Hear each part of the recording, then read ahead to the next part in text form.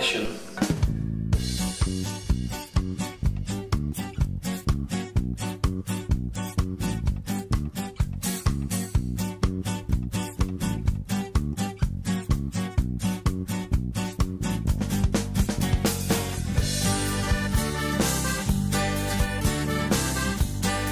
The camera's running, huh? Yes, yes. Okay, good. That's a lot of questions. Yes. Never cut anything. Everything is important what you film on Super 8. It's cinema. It's a very small cinema and the quality is not as good as cinema, but still it's cinema. The lowest quality in all the range is actually the Super 8 film, being so small. The quality is special. It translates reality in its own aesthetic way. You have a cartridge, the camera is automatic. And this is of course very simple to use because you just open your compartment, place the film, check.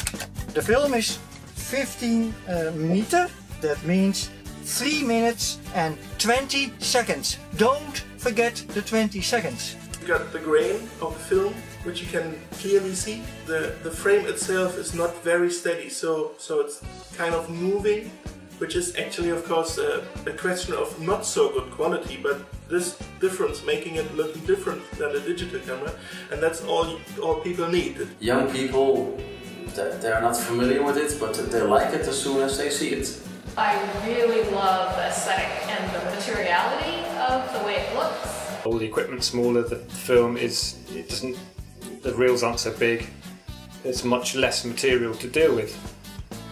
And whereas it can seem like a disadvantage for people, say, well, it's so tiny, the image size, but that in direct animation, that's an advantage because there's not so much surface area to cover. So if you're colouring in a frame, the Super 8, it's very small. But with 16mm or 35, you've got so much more picture area to cover. I think most people will work with Super 8 just because it's smaller and it's easier to process. You could come to it and teach yourself. Digital film is all over the picture, in the depth and near, from the corner to that corner. It's sharp and it's flat. If you have a video camera, you shoot and shoot and shoot and shoot, and afterwards you think, well, was it okay or not? And with Super 8 it's so expensive that you think before you're doing it, and I guess sometimes it's quite a good idea to have an idea what you're doing before you start doing it really. And you think, oh, perhaps I can make this scene a little shorter because it's very expensive to have it longer, and so everything is a little more compressed, and maybe you're more careful, and that's why the quality of the film itself will be better. If you're used to working with video, to film with video, it's not always easy to limit yourself with a 3.5 minutes cartridge of Super 8. When you have a digital camera, it doesn't make a damn how much you shoot. It costs nothing. It's peanuts. You can shoot the whole world on a small thing. With these cameras, there's a button going on. I think that everybody that wants to be a filmmaker should always use Super 8 in the beginning. Mini DV tape doesn't make me feel more free as a filmmaker. When you shot on film, you have to decide on what you want to do. It costs money, lots of money. That means that you have a different attitude to your subject. You have to create more in your brain. This is film. That's vacation. You cannot make mistakes. You have to do it well from the beginning. If you make a mistake with this camera, what the fuck? It doesn't matter. It doesn't matter. You shoot it again and again and again and again and again and again until you have the result you want. In this you only have one chance. And that makes the difference. That makes the difference. Not the original feel of the film itself. Not the technical quality, but the film itself will be much better because you think about it. I cannot make it clear, more clear.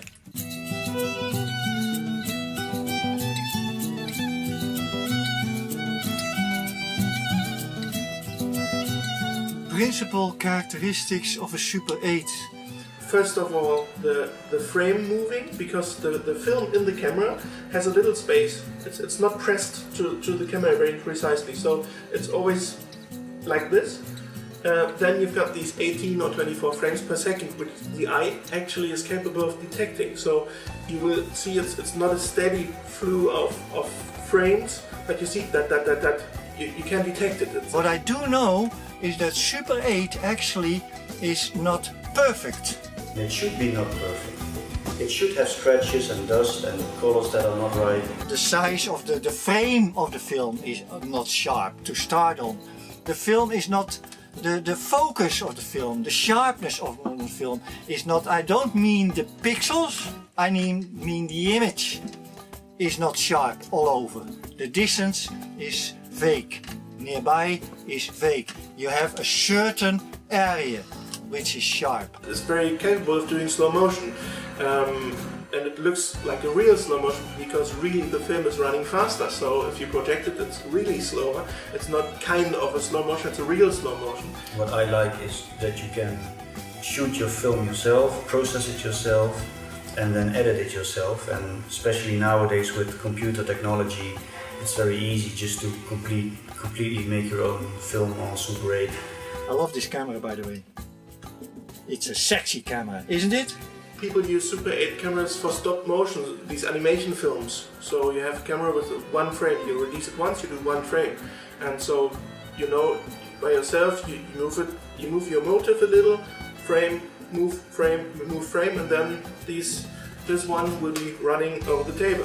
Anyone can do, and that's sort of the beauty of the medium, of the direct animation itself, is that really anyone can have a go. Obviously it takes a lot of practice and ideas and application to kind of transcend the ordinary, but at the same time anyone who's completely new to the subject, that's a very attractive aspect to it, I think. If it's too clear and too bright and too good, it just looks like video or 16mm, and then you can...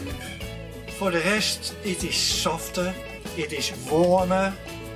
I love it. Also the equipment is so nice, so beautiful.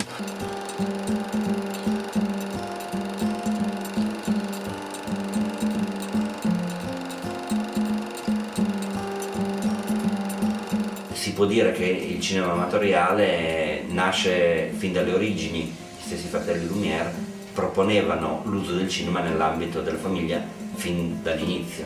35mm, il formato standard, non era adeguata per un uso di questo genere ed era soprattutto una pellicola anche pericolosa da maneggiare, quanto infiammabile. 9,5 è il primo formato del cinema amatoriale insieme al 16. Pero el 16mm costaba muy caro, imponía tener cámaras un poco grandes y con que se trabajó primeramente en normal 8.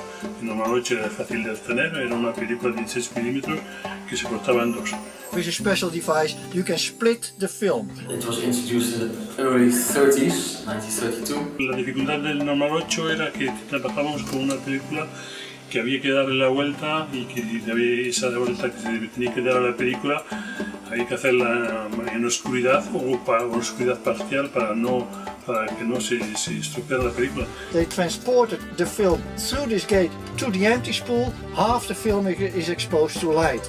What you do then, you take out the film spool, flip it over and place it in the front, and you place the empty spool down, and then you go ahead and you expose the other side of the film.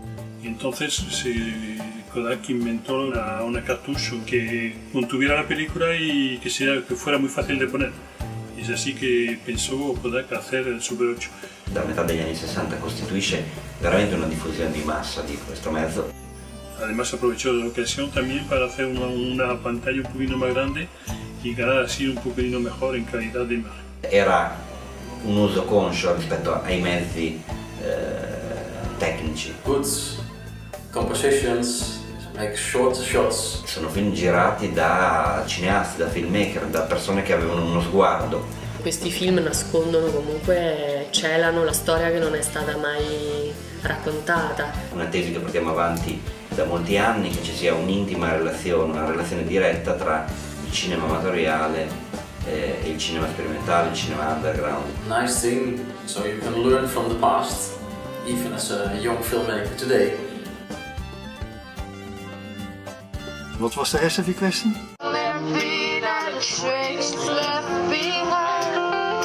I could have loved you better, didn't mean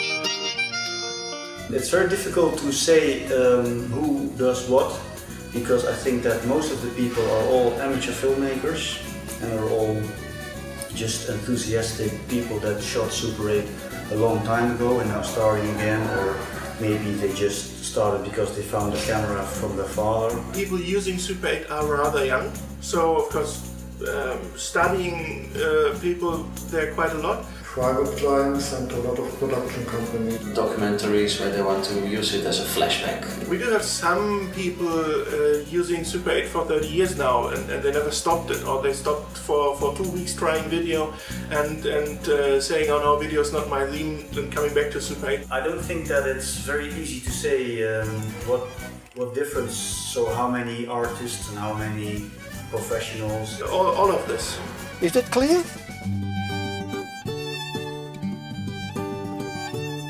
A good camera is it's totally subject to what you want with your camera. When people ask me what kind of film to use or what kind of camera to use, the first question I ask back to them is what kind of style or what kind of picture quality do you want to achieve? This is my loving camera, this is my child.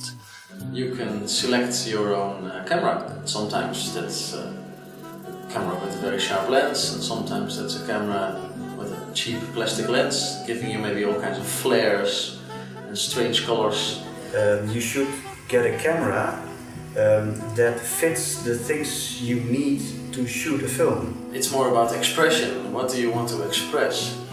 Maybe a cheap camera then is better than a really expensive Voleo camera. The only thing which is really important to have a camera where you can set the aperture, the f-stop, by yourself manually. All of Super 8 cameras can do it automatically, but many of them can't do it manually. You can't do it by yourself. And that's very important because you have modern films, so some films the camera will not be able to detect the film speed automatically correct. I think you should have, in fact, maybe 3 different Super 8 cameras, always. Get a camera that is light sensitive, get a camera for general use, and get a camera that can run 25 frames per second for lip synchronization. Because everybody has to make a film in darkness, everybody has to shoot his own family, and everybody has to shoot a music video. For little money you can create your own collection of 8mm cameras and use whatever you want. If you want extremely high sharp images, if you don't want dust on your film, if you want perfect color control, don't use Super 8, you know. I think that Super 8 should stay Super 8 and it should stay imperfect.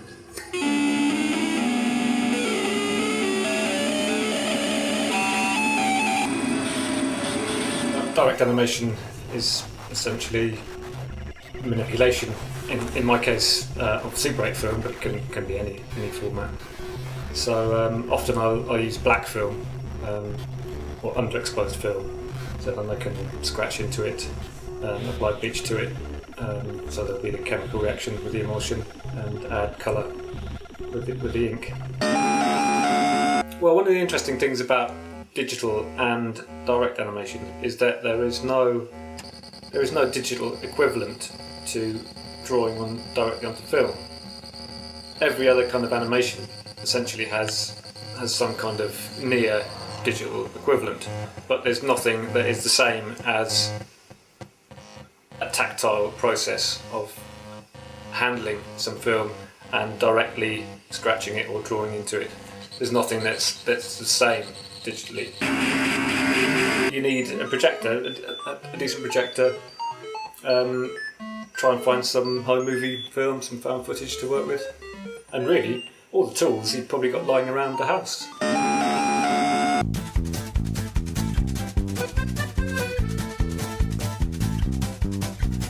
Only a few labs in Europe actually do process films.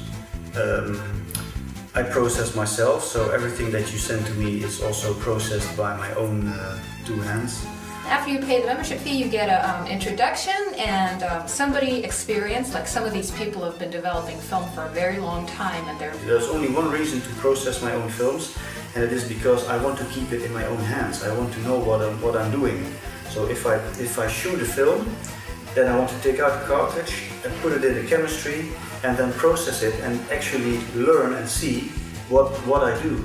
I want to have contact with the material that I make. So I decided to build my own developing machine. First developer, wash, bleach, wash, clear and wash and wash. But when the film comes into the lab, then there is a difference. Because the film type, the film emulsion, will tell the film laboratory what kind of chemistry system that he should use. So that's why it's always important that if you contact your lab, that you tell what kind of film emulsion that you are using. Because processing your own films is so much fun, it's so fast, and you learn so much from filmmaking that you can never learn if you only start sending films to your lab. People do it yourself. For filming and editing, I do by hand, yeah. Editor viewer, tape splicer, pair of scissors, splice and tape. You go on and you see these pictures, I don't want, I don't want, I don't want, I don't want, this I want again. And you mark it again, you cut here, you cut there, and the two ends you glue together. Always done that way, but about 2 years ago I got a laptop and I got Premiere, so now I can do the basic edit in that same way, just with the splice and tape. But now I can just take things a little bit further, I can move things around much more easily. After they shoot the film, they go home, they load it into their computer and they're gonna make it nice. They're gonna rework it. And that's not a goddamn idea at all. If I want to do something with 16mm, I haven't got a viewer, I haven't got a Steam Deck or anything like that, so it's much more difficult to actually cut the film up. Whereas Super 8, you can go to a second-hand market, find a little editor viewer, wind the film backwards and forwards, and it's just so much easier to do with. On digitalized way, you can make a lot of mistakes. You can do it again and again and again. If you do it by cutting, real cutting and taping or gluing, you think longer and you think it over again. And if you're not satisfied, you sleep over it again before you start using your scissors. So I always like to have a combination of analog sort of techniques that I've always used. On digital way, you can make 5, 7, 8 different films without damaging the original, the mother. And that is a big advantage. Yeah, I admit that. Yeah. If you would get a general idea on how you can make your Super 8 digital, there are many different ways. And it all depends on the style you want and the amount of money that you want to spend. Se utiliza más ordinariamente los sistemas flashcan. The film just runs very smooth and it flashes every time there is a frame, it flashes. So then you don't get the unsteadiness of the movie projector that you would use. So it's much more stable. Kerosene, you can do a lot of things. The positive thing about that system is that you can adjust it much better. You can correct negative, you can correct reversion, and that is normal. It's very expensive to do, yeah? So a lot of people don't have that money, but then they remember a projector at the attic and they get it and the lamp is broken. And then they start searching on the internet where to get this lamp and they all come to me.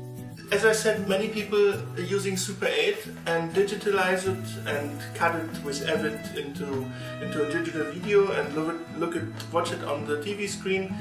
That's all nice, but if I would use Super 8, I would recommend just once have a projector, have a dark room, have a good screen, have it projected. The only right way to watch a Super 8 film is with a movie projector, because that is what it's made for. The people should have some surprises too. And the projection is always the most fascinating bit. That's actually what it was designed for, and that's what makes some difference, to have the sound of the projector, to have the dark room. It's no longer TV, it's cinema. Please use a movie projector to screen your films and enjoy your films. That's far, far, far away from every beamer of digital video you can have. Even if you pay 9,000 euros for a lights beamer, no chance at all. All this time it was in the dark, and now in this glorious area, I opened the box and there the lamp seized the light again.